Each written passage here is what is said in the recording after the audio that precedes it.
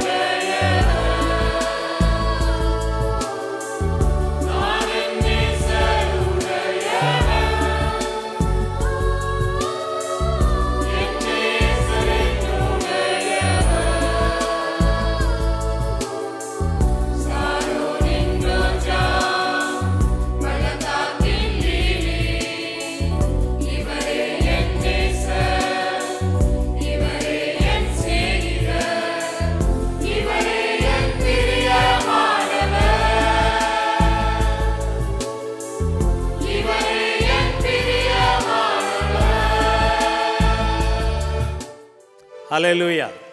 ஆத்தும நண்பர், பூரண பரிசுத்தர், இரட்சகர் இயேசு கிறிஸ்துவின் நாமத்தினாலே உங்களுக்கு வாழ்த்துக்கள்.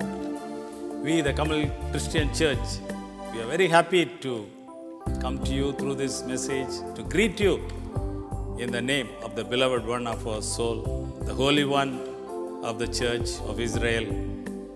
We are very happy to greet you and to get into today's word of God with a prayer. பரலோக தகப்பனே, உம்மை நோக்கி பார்க்கிறோம். என் மேலும் எங்கள் மீதும் நீங்கள் மனதிறங்கி இருக்கிறீங்க. உங்கள் சத்தியங்களே எனக்கு கற்றுத்தருத்து வருகிறீங்க. உங்களுக்கு நன்றி. இந்த நாளிலும் இன்னொரு முறை உங்கள் முகம் எங்கள் மேலே பிரகாசிக்கட்டும். உங்கள் கிருபை இரக்கம் தயவு எங்களுக்கு கிடைக்கட்டும். உடைய ஜனங்கள் இருக்கிற இடங்களில் இயேசுவின் கரம் அவங்க மேலே வந்து அமர்ந்திருந்து அவங்கள விடுவிக்கட்டும். மனதை தெளிவுபடுத்தி அருளுங்க. Father, we thank you for this one more opportunity to come and sit at the feet of your Son, Lord Jesus. Let your face shine upon us. Let the hand of your Son, Yeshua, be stretched out to touch your people where they are, in whatever situation they are in, and to deliver them. In Jesus' name, Amen. அருமையான நண்பர்களே, மறுபடியும் உங்களை உற்சாகப்படுத்துகிறோம். பழைய செய்திகளில் Jesus a friend of your soul and peace giver hash இந்த செய்தியை போட்டு நீங்கள் கேளுங்க. கர்த்தர் உங்களை ஆசீர்வதிப்பார். உங்கள் நண்பர்களுக்கும் சொல்லுங்கள். இன்றைக்கு 73வது செய்திக்குள்ளாக வந்திருக்கிறோம். இந்த கடந்த செய்திகளில் நம்ம கற்று வருகிற ஒரு காரியம் ட்ராப்பிங், ஸ்காண்டலிசோ, ஒரு பொறி அல்லது கண்ணியை வைத்து ஒரு மிருகத்தை பிடிப்பது போல மனிதனுடைய உள்ளான மனிதனுடைய ஆசை இச்சைகளை பயன்படுத்தி மனிதனை பிடித்து அவனை பாதாளத்துக்குள்ளாக எரிகிற அக்னிக்குள்ளாக கொண்டு செல்லக்கூடிய சத்துருடைய கிரியைகளை எப்படி மேற்கொள்வது என்று இந்த நாட்களில் நம்ம கற்று வருகிறோம். இந்த செய்திகளில் இது 6வது செய்தி. நம்ம பின்னாலேயும் போய் பாருங்க, தயவுசெய்து இதை ஆழமாக சிந்திங்க. உங்கள் வாழ்க்கையில் நீங்கள் இதை அமுல்படுத்துங்க. நித்திய வாழ்க்கைக்குள்ளாக ஜீவனுக்குள்ளாக இயேசு நாமத்திலே கடந்து செல்வோம். ஆமேன்.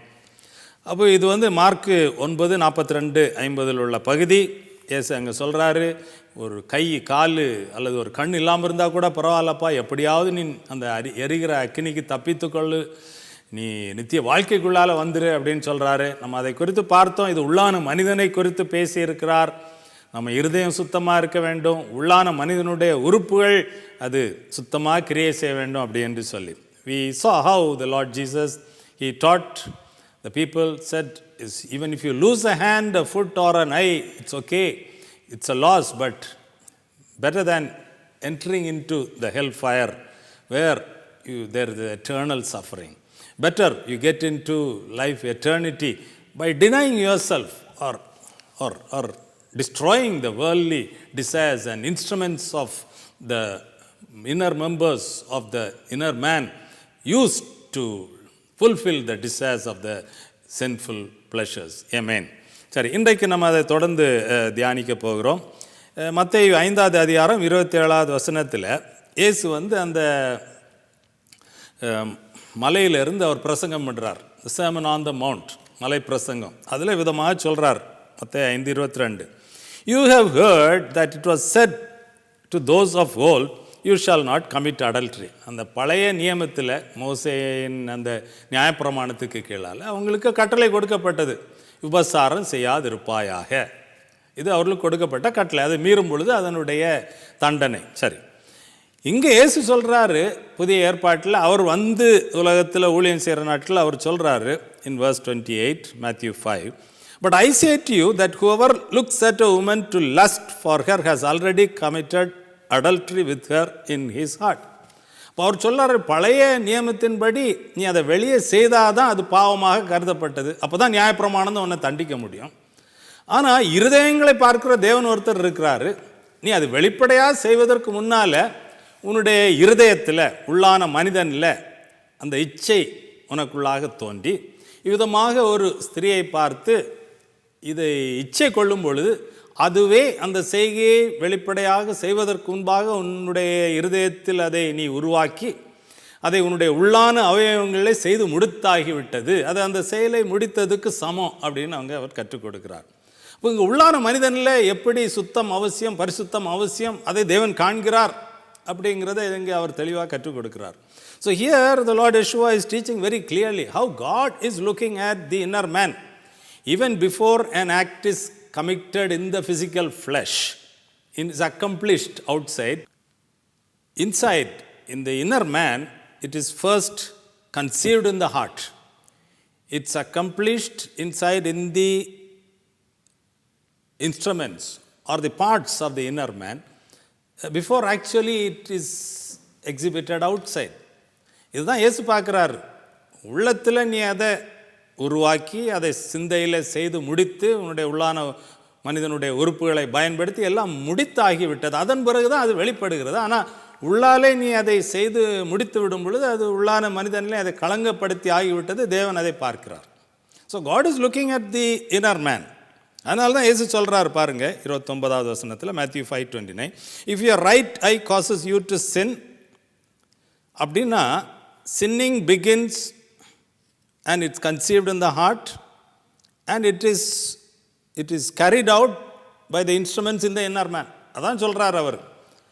If your right eye causes you to sin, pluck it out and cast it from you.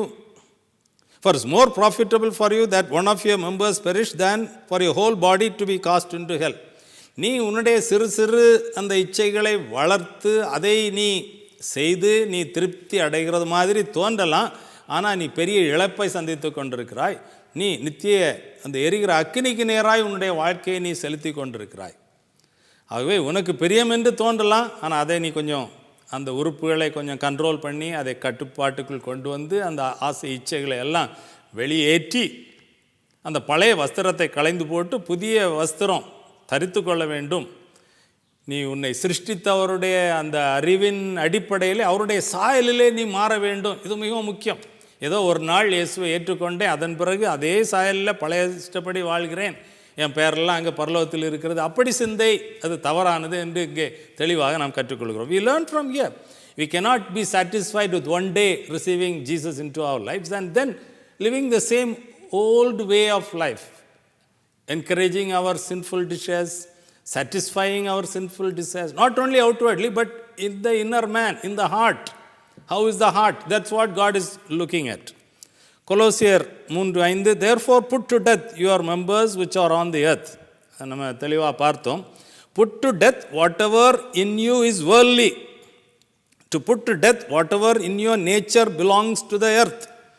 உங்களுக்குள்ளால் இருக்கிற உள்ளான மனிதனில் நீங்கள் ரட்சிக்கப்பட்டிருக்கலாம், ஆனால் இந்த உலகத்துக்கு அடுத்த ஆசை இச்சைகள் இன்னும் உள்ளால இருக்குதா? அது உலகத்துக்கு அடுத்தது. உலகத்துக்கு அடுத்ததை அழித்து போடுங்கள். தேவனுடைய வார்த்தையின் உதவியோட, ஆவியானவருடைய உதவியோட, தேவனை ஆராதித்து அவர் தருகிற கிருபையின் வல்லமையினாலே அதை அழித்து போடுங்கள். ஆனால் அதுக்கு முன்னாடி தீர்மானம் எடுக்க வேண்டும், இது எனக்கு வேண்டாம். மேல்மட்டமாக அது ஒரு பிரியமான நன்மையான காரியம் போல தோன்றினாலும், என்னை பிரியப்படுத்துகிற காரியம் போல தோன்றினாலும், என் அழைப்பு என்னை பிரியப்படுத்துவதற்கல்ல, என் சுயத்தை பிரியப்படுத்துவதற்கல்ல, தேவனை பிரியப்படுத்துவதற்கு, அவருக்காக வாழ்வதற்கு, அவருக்கு ஊழியம் செய்வதற்கு என்ற அந்த ஒரு மாற்றம் நம்முடைய வாழ்க்கையிலே கண்டிப்பாக வந்து ஆளாக வேண்டும். So this change needs to happen in our life. We need to come to the realization, to a surrender, where we say, okay, these desires are there inside me, but I'm not going to nurture them. I'm going to put to death the desires in me that are worldly. And I'm going to dedicate my life to please the one who has created me, the one who has saved me, the friend of my soul, Yeshua. And I'm going to be transformed into his image by knowing him, by meditating on him, on his words, by worshiping him. So this kind of a change has to happen in our life for us to inherit eternal life. Otherwise, the enemy could use our own desires, our own selfish things that we commit in our inner man. The enemy could use them as entrap us and draw us into hellfire. Jesus very clearly warned us to be aware of this scandalizo, இந்த drop, இந்த பொறி, கண்ணியை நீங்கள் குறித்து எச்சரிக்கையாக இருங்க. என்ன தியாகம் வேணாலும் செய்து நீங்கள் அந்த எரிகிற அக்கினிக்கு தப்பித்து கொள்ளுங்க. அதற்கான வழியை நான் செய்து விட்டேன், ஆனால் நீங்கள் தான் அந்த தீர்மானங்களை எடுக்க வேண்டும் அப்படின்னு அங்கே சொல்கிறார். So 3:6 Colossians, because of these things the wrath of God is coming upon the sons of disobedience. இதனால தான் இந்த கீழ்ப்படியாவின் பிள்ளைகள் மேலே தேவ கோபாக்கினை வருகிறது. நம்ம அதுக்கு தப்பித்து கொள்ள வேண்டும். அதற்கான கிருபையும் வழிகளும் தேவன் நமக்கு தந்திருக்கிறார். Yes, but now you yourself ask to put off all this anger, wrath, malice, blasphemy, filthy language out of your mouth. Cutting off your tongue doesn't solve the problem. உங்கள் நாக்கை மட்டும் வெட்டி விட்டா பிரச்சனை தீர்ந்து போகாது. இவ்விதமான அந்த காரியங்கள், பொல்லாப்புகள் இருதயத்திலிருந்து புறப்பட்டு வருகிறது, உள்ளான மனுஷனில் இருந்து புறப்பட்டு வருது. அங்கே அது சீர் செய்யப்பட வேண்டிய இருக்குது. இதான் நம்ம பார்க்குறோம் அந்த கொலோசியர் 3:8. கோபம், மூர்க்கம், பொறாமை, உங்கள் வாயிலிருந்து இந்த பிறக்கிற தூஷணம், வம்பு வார்த்தைகளாகி இவைகளையெல்லாம் விட்டு விடுங்கள், களைந்து விடுங்கள், அழித்து போடுங்கள். Cut it off. You have to make a bold decision and cut it off. It may look like a sacrifice. It's not a sacrifice. It's no big price to pay to get into life eternity. Amen. அந்த நித்திய வாழ்வை நம்ம மதிக்கிறோம். அது எவ்வளோ உயர்ந்தது என்பதை நம்ம அறிந்திருக்கிறோம். இயேசுவின் சிலுவை, இரத்தம், இயேசுவின் மரணம் அதற்கு கிரயமாக கொடுத்தப்பட்டு நம்ம ரட்சிக்கப்பட்டிருக்கோம். அதை நம்ம எப்படி நம்ம எளிமையாக எண்ண முடியும்? இன்னும் நம்ம எப்படி பழைய வாழ்க்கையில தொடர்ந்து வாழ முடியும் என்கிறதான் இங்கே இருக்கிற பெரிய ஒரு கேள்வி. How can we think lightly of the sacrifice which God made by sending His Son in the human flesh, Lord Jesus? He died on the cross because of our sin, to deliver us from our sin, to deliver us from the consequences of sin, to deliver us from eternal fire into eternal life. But we also need to understand, accept and commit to this truth. Amen. So it is throughout what is not good, put on what is good. பழைய 3:9 கொலோசியர், பழைய மனுஷனையும் அவன் செய்கைகளையும் களைந்து போட்டு தன்னை சிருஷ்டித்தவருடைய சாயலுக்கொப்பாய் பூரண அறிவடையும்படி புதிதாக்கப்பட்ட புதிய மனுஷனை தரித்து கொண்டிருக்கிறீர்களே. Put off the old man with his deeds. So putting off the old garment, putting off the old man, the Adamic nature, and then putting on the nature of the Lord Jesus. A new man created, 3:10 Colossians. Put on the new man who is renewed in knowledge according to the image of him who created him.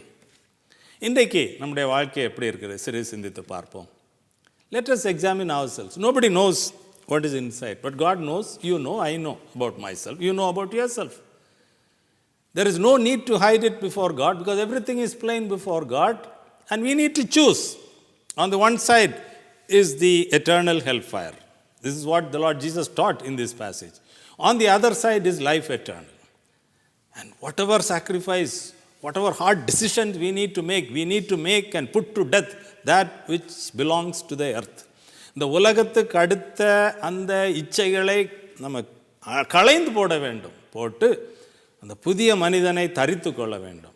நம்ம ஒப்பு கொடுப்போமா? ஜெபித்து இந்த வாழ்க்கையிலே நம்ம நித்திய வாழ்வுக்கு நேராக போகத்தக்கதாக நம்ம அர்ப்பணிப்போம். நம்முடைய கரங்களை தேவன் பயன்படுத்தி அநேகரை ரட்சிக்கிறதுக்கு நம்ம அந்த வாழ்க்கைக்கு ஒப்பு கொடுப்போமா? Shall we throw away all that relates to the old man, old nature, and let's offer ourselves to be recreated in the image of the one who has created us, the Holy One, Lord Yeshua. In His image, let's be created, recreated, and let us escape the hellfire, and let us offer our lives so that we can be instruments to bring others into this saving knowledge of the Lord Jesus. Let's pray. பரலோக தகப்பனே, நாங்கள் உம்மை நன்றியோடு துதிக்கிறோம், ஸ்தோத்திரிக்கிறோம். எவ்வளோ பெரிய ரட்சிப்பு, எவ்வளோ விலையேறப்பெற்ற ரட்சிப்பு. இதை குறித்து நாங்கள் எப்படி கவலையற்று இருக்க முடியும்? We are not just meditating on some stories. We are meditating on the truth spoken by the Lord Yeshua. கர்த்தராகிய இயேசு சொன்ன அந்த உண்மையான வார்த்தைகளின் அடிப்படையிலே நாங்கள் தியானித்து கொண்டிருக்கிறோம். நித்திய வாழ்க்கைக்கு அடுத்த அந்த மிகவும் உயர்ந்த சத்தியத்தை, முக்கியமான சத்தியத்தை நீர் எங்களுக்கு கற்றுத்தந்து கொண்டிருக்கிறீர். அநேக நேரங்களிலே சத்தியம் எங்களுக்கு முழுமையாக சொல்லப்படவில்லை அல்லது நாங்கள் அறிந்து கொள்ளவில்லை, எங்களை மன்னிங்க. Many times this full truth is not taught, or we did not care to learn about the full truth. We presumed according to our own convenience. எங்களுடைய விருப்பத்துக்கு ஏற்றபடி நாங்களே இதுதான் உண்மை என்று தீர்மானித்து கொண்டோம். But today we are challenged by the truth. இன்றைக்கு சத்தியத்தினாலே எங்களுக்கு ஒரு சவால் கொடுக்கப்பட்டிருக்கிறது. எங்களுக்கு ஒரு பெரிய பொறுப்பு இருக்கிறது. எங்களுடைய நித்திய வாழ்வு எங்கே நாங்கள் கழிக்க போகிறோம் என்பதை தீர்மானிக்கிறது. நீங்கள் தீர்மானித்து விட்டீங்க, இயேசு கிறிஸ்துவின் மூலமாக நாங்கள் நித்திய வாழ்வுக்குள்ளே வர வேண்டும், இந்த எரிகிற அக்கினி கடலுக்குள்ளே போகக்கூடாது அப்படின்னு சொல்லி. இந்த வேளையில் உங்கள் உதவிக்கரம் எங்களுக்கு வேணும் அப்பா. Today we need your helping hand to reach out and to deliver us from all the lies of the enemy, from all blindness. Let our eyes be open to know the truth of the Lord Yeshua, that the burning hell fire is real and it is eternal. Life eternal is eternal, and the choice is to be made when we are living on this earth. So help me, Lord, help us. All the dear children of God, let them be touched by your word right now. And if there is any area in our lives where we are nurturing our own old nature, in Jesus' name, let there be forgiveness. Let there be repentance and let there be forgiveness. Let there be a helping hand to deliver out, that we may put off the old man, that we may put on the new man, created in the image of the one who has created us, in the knowledge of the one who has created us. எங்களை சிருஷ்டித்திருக்கிற அந்த பரிசுத்தமானவரை குறித்து அறிகிற அறிவினாலே எங்களுக்குள்ளே அந்த புதிய மனுஷன் இயேசுவின் சாயலில் சிருஷ்டிக்கப்படட்டும். இது ஒரு நாளில், ஒரு மாதத்தில் ஒருவேளை முடிந்து விடாது. இது வாழ்க்கை பூரா நடக்கிற ஒரு காரியம். ஆனால் ஏதாவது ஒரு நாளில் நாங்கள் இதை தெரிந்து கொள்ள வேண்டும், அர்ப்பணிக்க வேண்டும். So let it be today. Let's make a choice to make a sacrifice, to cut off all that is pleasing to the self, that which is of the world, and to put on that which is pleasing to you. Yes, Father, thank you for your Son. Thank you for your word, which is truth. Help me and help us to escape the hellfire, which is created for the devil and his angels, not for man, not for your children. சாத்தானுக்காக அவனுடைய தூதர்களுக்காக சிருஷ்டிக்கப்பட்ட அந்த எரிகிற அக்கினிக்கு நாங்கள் உங்கள் பிள்ளைங்க, உங்கள் ஊழியக்காரங்க, மனுக்குலம் தப்பித்து கொள்ளும்படியாக நீங்கள் இயேசுவை எங்களுக்கு தந்திருக்கீங்க. அவர் மூலமாக நாங்கள் இந்த நல்ல தேர்வை இன்றைக்கு தெரிந்து கொள்ளட்டும். நீங்கள் தந்திருக்கிற அந்த குறுகிய பாதையில் சென்று நித்திய வாழ்வை அடைந்து கொள்ளட்டும். Whoever is calling upon the name of the Lord Jesus, let a helping hand of Jesus reach out and deliver them in their body, soul and spirit. Change their situations. Give them peace. Restore their health. And Lord, help them in whatever difficult situation they are in. உம்மை நோக்கி இயேசுவேன்னு கூப்பிடுற ஒவ்வொருடைய வாழ்க்கையிலும் இயேசுவின் மூலமாக உதவிக்கரம் இப்பொழுது வந்து அவங்கள தூக்கி எடுத்து நிறுத்தட்டும், வெளியே கொண்டு வரட்டும். சத்தியிலிருந்து, கண்ணியிலிருந்து, பொறியிலிருந்து விடுவித்தருளுங்க. அவங்க வாழ்க்கையில் ஆவி, ஆத்துமா, சரீரத்தில் என்னென்ன தேவைகள் இருக்கிறதோ, சூழ்நிலையில் என்ன தேவைகள் இருக்கிறதோ, இயேசுவின் நாமத்தில் ஒரு அற்புதத்தை அவங்களுக்கு கொடுத்து அவங்கள விடுவித்தருளுங்க. இயேசுவே, நம்முடைய அன்புக்காக நீர் எங்களுக்கு சத்தியத்தை சத்தியமாக தந்ததுக்காக நன்றி செலுத்துகிறோம். பிதாவே, உமக்கு நன்றி. இயேசுவின் மூலம் பிதாவே, ஆமென். Our dear friends, Heavenly Father loves you and He has given the Lord Jesus to be my Savior, your Savior.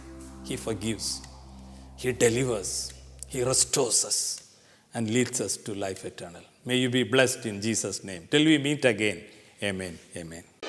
நமது ஜெபம் டிவியில் இயேசு உங்கள் ஆத்தும நண்பன். நீ உன்னுடைய சிறு சிறு அந்த இச்சைகளை வளர்த்து அதை நீ செய்து நீ திருப்தி அடைகிறது மாதிரி தோன்றலாம். ஆனா நீ பெரிய இழப்பை சந்தித்துக் கொண்டிருக்கிறாய். Every Saturday and Sunday, Jesus Friend of Your Soul program at 7 p.m. only on Jabam TV.